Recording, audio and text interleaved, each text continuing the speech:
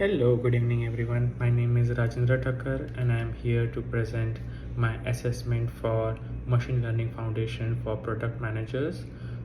This is as part of the module 1 where I need to submit an assessment.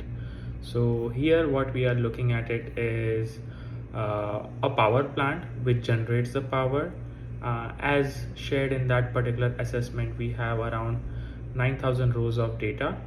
So the first thing that would be important is selecting the features. Over here, output would be the power, the electrical energy is the output, and the variables that we would be using, that is nothing but our features, are the temperature, ambient pressure, relative humidity, exhaust vacuum. These are the features that we would be using it for our model. To begin with, in this particular session, we would talk about the algorithm that would be used, and for this particular data set, I have used linear regression. To train the model, primarily we are focusing on the data, where out of those 9,500, we would be using 6,000 rows of training data, that is around 60 to 70% of the data for training. We would be using 2,000 rows to validate the model, that is another 20% of the data to validate the model, and the last 1,000 we would be using to test the model on the actual data, just ensuring that the data does not leak when we are training the particular model.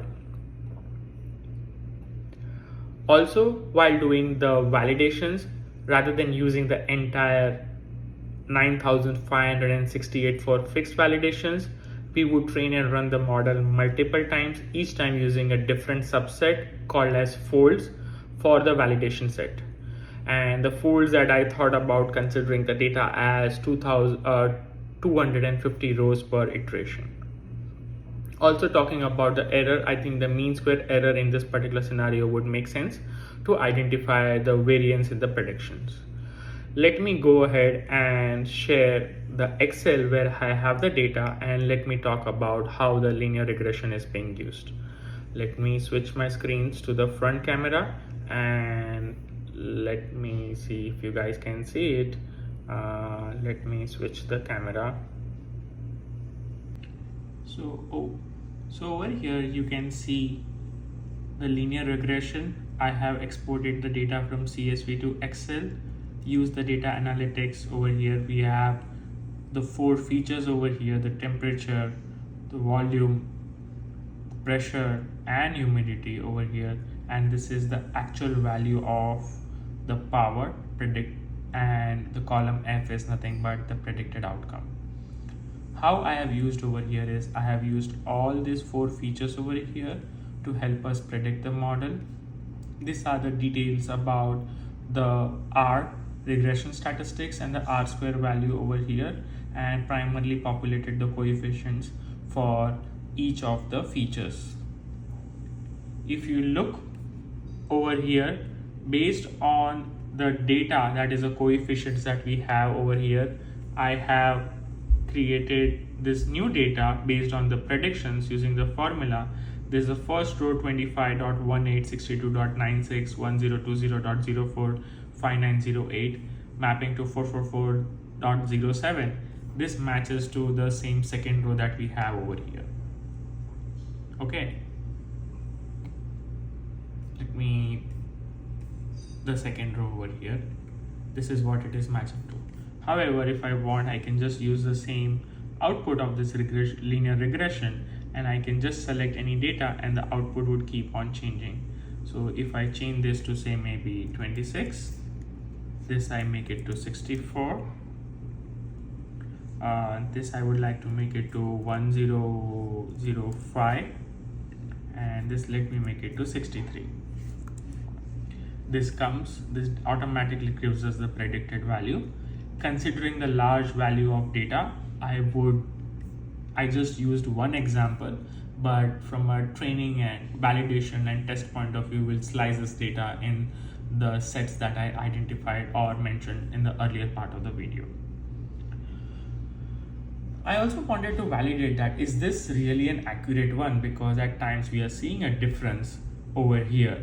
I wanted to use different model in this particular scenario, the tree model won't work over here, considering there are calculations and output where we can correlate.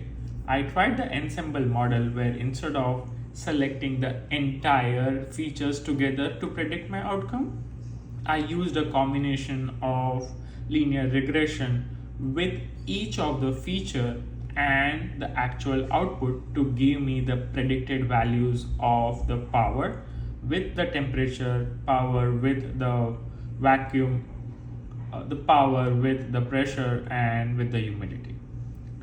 Okay, and after that what I did is I did an average of all the values to see what is the predicted value that is coming over here. So if you see, when I tried to use the ensemble model, it did not work that well if I compare with the linear regression combining all the values, because not every feature would have a direct correlation, or not necessarily it would have direct correlation, it can be inversely proportional as well. So it did not work well. If you see over here 469.00, that's the output prediction, whereas if I look over here it is 467, whereas the actual value is 463. Over here it is 444. When I use an ensemble model, it deviates, which when I try to see different models, I think the linear regression makes sense over here.